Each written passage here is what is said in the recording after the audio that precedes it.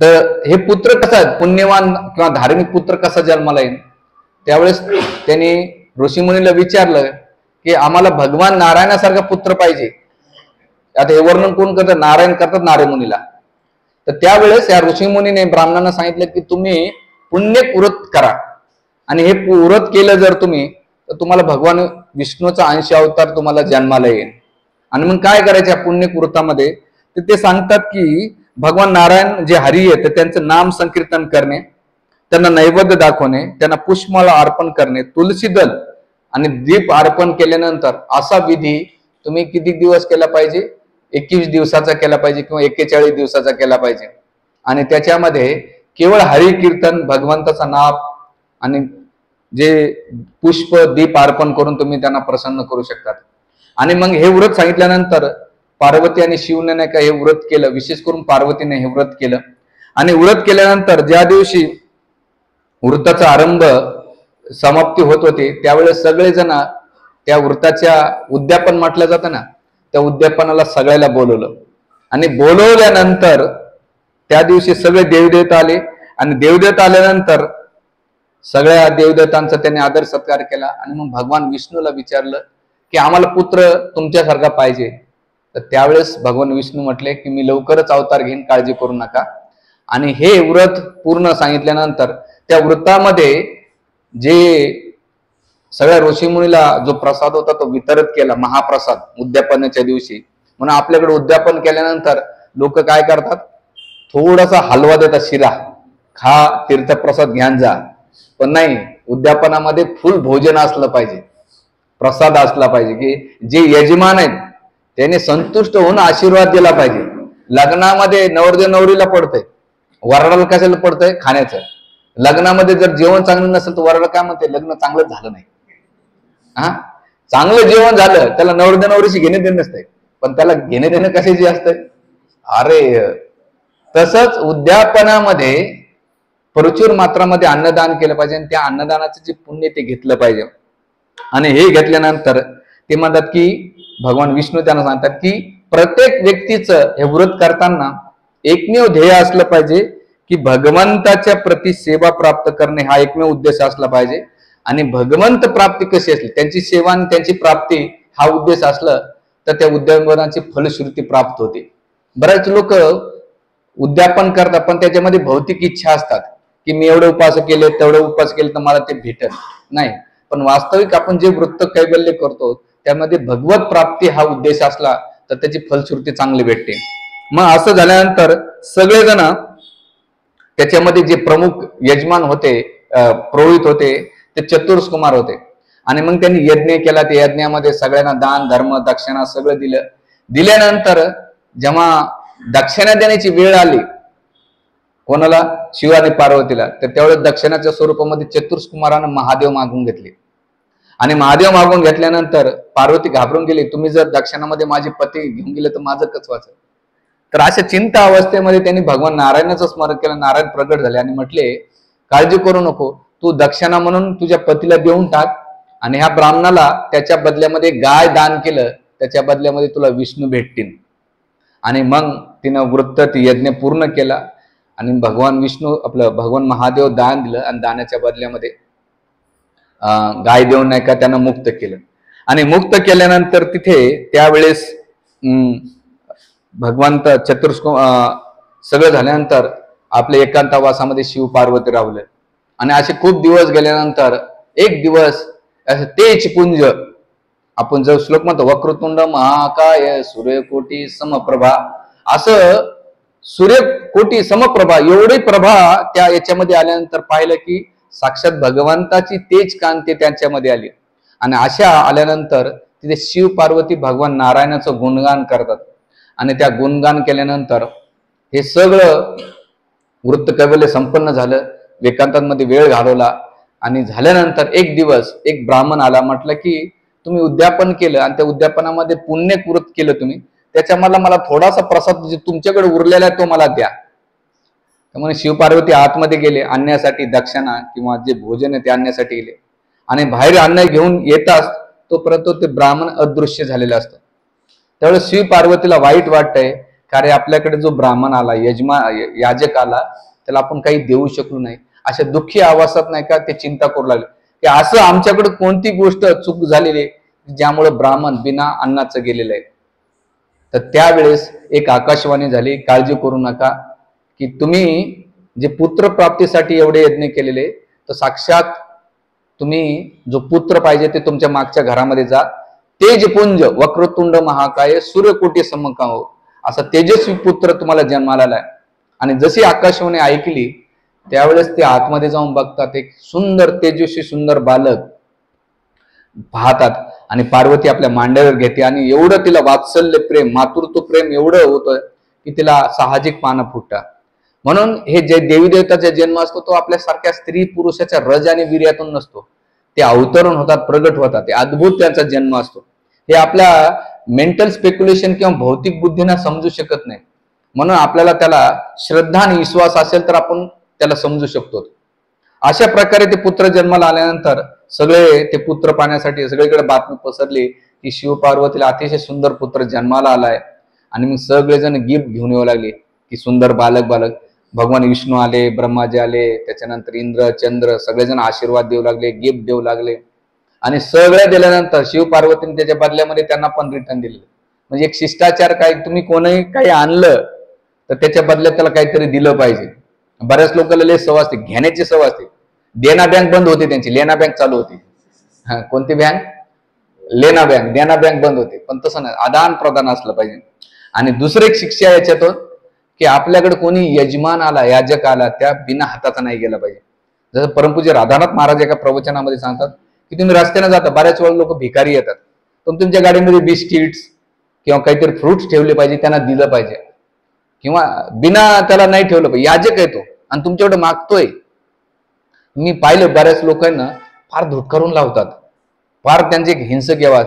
तुमच्याकडे जी पॉसिबिलिटी आहे. महाराज एकदा मुंबईमध्ये जात असताना एक सिग्नलवर थांबले होते. गोविंदपूर होते, त्याच्यानं कृष्णचंद्रपूर होते, असे बरेच त्यांचे भक्त होते. भिकारी आले. महाराज म्हटले तुझ्याकडे पैसे आहेत ना, ते काढून त्यांना दे. आणि त्यावेळेस गोविंदपूरून दिले. म्हणजे महाराज असं गेलं नाही पाहिजे. आणि विशेष करून भक्त समाजामध्ये आपल्याला सर्वसामान्याच्या प्रती दया येत नसेल तर भगवंताच्या प्रती प्रेम कसं होईल? कारण भगवंत कोणत्या स्वरूपात येईल हे आपल्याला माहित नाही. तर ही या शिवपार्वतीचे. आणि असं झाल्यानंतर सगळ्यात शेवटी शनिदेव आले. आणि शनिदेव आल्यानंतर सगळेजण, शनिदेवाने मान अशी खाली घातली. तर पार्वतीने विचारलं, अरे सगळे माझ्या पुत्राचं एवढं दर्शन घेतात, एवढं पाहतायत, अवलोकन करतायत, पण माझ्या पुत्राला तू का पाहत नाही? ते म्हणतात की नाही, मला नाही का, मी पाहू शकत नाही, माझे जर वक्रदृष्टी पडली तर सर्व नाश होतो. त्यावेळेस पार्वती विचारते की तुम्हाला असं अपशकून किंवा वक्रदृष्टी पडण्याचा शाप किंवा हे दुःख काय भेटलं, तुम्ही असं का? एक दिवस ते म्हटले की माझी जी पत्नी आहे, शनिदेवाची पत्नी, तिला संग करायचा आपल्या पतीशी. आणि तिने सांगायला संग करीत असताना शनिदेवाने मना केलं.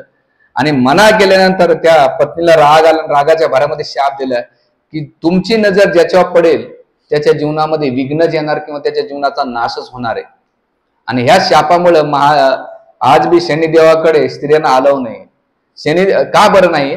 तर शनिदेवाची जी निगेटिव्ह एनर्जी आहे, स्पिरिच्युअल तर सोडा, पण निगेटिव्ह एनर्जी ती स्त्रीच्या गर्भाला, वॉर्म्सला नाही का इफेक्टिव्ह पडते. म्हणून विशेष करून स्त्रियांनी हनुमानजी आणि शनिदेवाच्या मंदिरात नाही गेलं पाहिजे.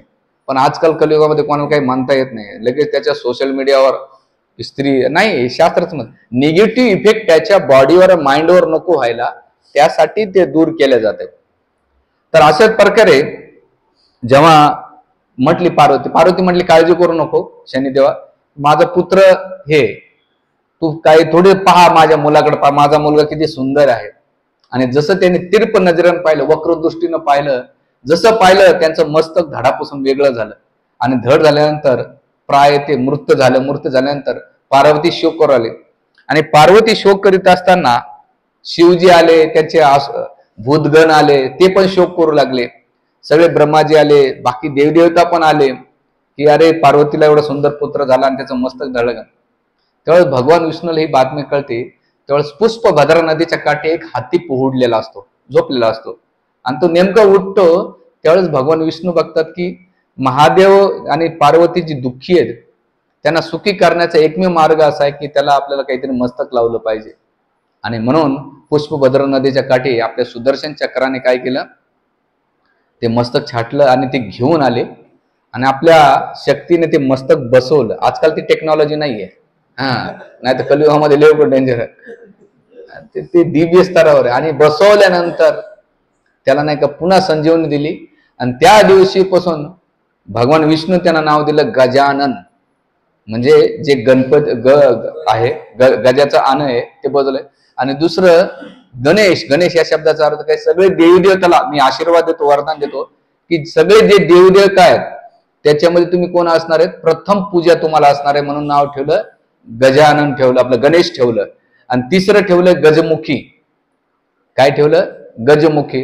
असे 3 नावं दिल्यानंतर आणि चौथं नाव दिलंय वक्रोदर, की तुम्ही प्रसाद. मग तिथे एक प्रश्न विचारलेला आहे की गणपतीचं पहिलं मस्तक तोडून हे मस्तक बसवण्याचं मागचं कारण काय आणि हे रूप असं घडण्याचं कारण काय. त्यावेळेस तिथे भगवान विष्णू नारद मुनीला सांगतात की त्यामागे कलियुगामध्ये गणपतीचं मुख्य ध्येय हे समाजाला कळायला पाहिजे का, तर त्या रूपामागे. तर ते म्हणतात की गणपतीचा जो चेहरा आहे, जे डोळे आहेत ते बारीक आहेत.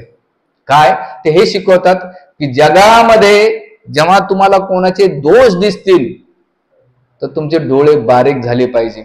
म्हणून गणपतीने काय केलं, डोळे बारीक घेतले. दुसरं, हत्ती नेहमी खात असतो. बघा आपल्या देवदेवताचं तुम्ही जर ऑब्झर्वेशन केलं ना, कोणी देवदेवता प्रसाद घेऊन दिसत नाही, एक कृष्ण सोडले माखन मिश्री. पण गणपती बाप्पाच्या एक लेफ्ट साईडला नेहमी लाडूच असतो.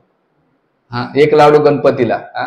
आमच्या तिथं रोज मग गणपती आहे, पार्वतीच्या बाळा तुझ्या पायात वाळा, ताशाचा आवाज तरारा आणि माझा गणपती नाचत आला, असं रोज पुन्हा एक देवा हो देवा तुमचे बडकर कोण, अशी गाणी वेगळे लागतात.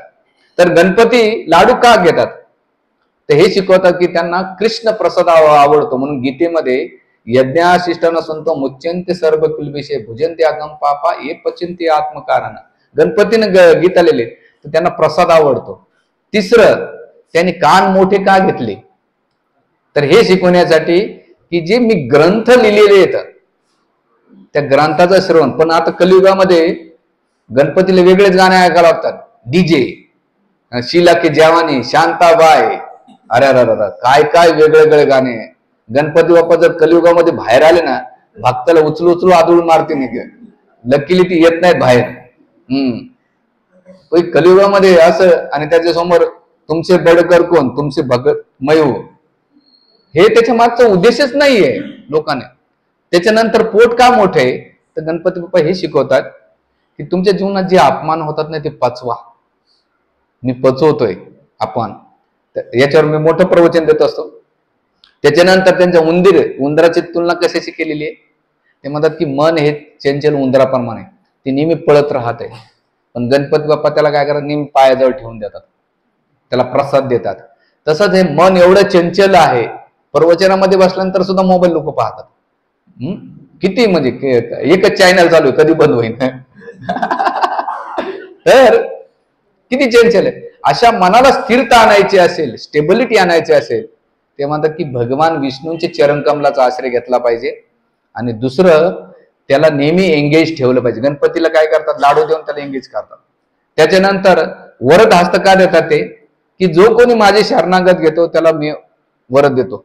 आणि एक दात का तोडला त्यांचा, तर त्यांनी आपला स्वतःचा दात तोडला आणि काय केलं, महाभारत दिलं होतं. तर हे रूप त्यांच्या मागचं होतं. याच्यावर पंचतंत्र सार या ग्रंथामध्ये याचं डिटेल्स वर्णन येतं. तर अशा अवस्थेमध्ये भगवान विष्णूनं त्या गणपतीचं रूप तयार केलं होतं. हे आपण गणपतीची कथा याच्यामध्ये दिलेली आहे. आणि दुसरं असं म्हटलेलं आहे की जो कोणी ह्या विघ्नातून दूर करायचं असेल तर गणपती, म्हणून कोणतेही कार्य असेल तर पहिले गणेशीच्या पूजेचे मान भगवान विष्णूनं वर्णन दिलेले. तर ही जन्माची कथा आपण इथे समजून घेतलेली. तर दुसरं